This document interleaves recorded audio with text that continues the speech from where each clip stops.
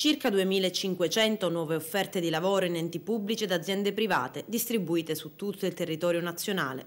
Opportunità che da oggi è possibile consultare all'Ufficio Relazioni con il Pubblico del Libero Consorzio di Agrigento. Si tratta di offerte che riguardano sia il settore pubblico che privato, impieghi a tempo determinato o a part-time in aziende di tutte le regioni d'Italia. Diversi giovani che già stamattina si sono presentati per consultare le offerte di lavoro. Sì, è abbastanza interessante perché è una buona opportunità qua ad Agrigento che danno questa possibilità di scelta anche del lavoro.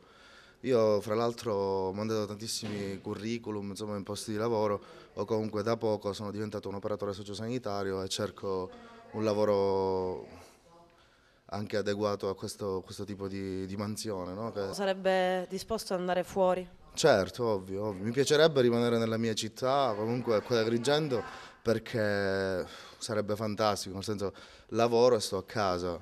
Però per lavoro sicuramente sì. Faccio il tecnico di impianti di climatizzazione, caldaie e spero di trovare lavoro. È da circa 8 mesi che sono disoccupato e spero di lavorare.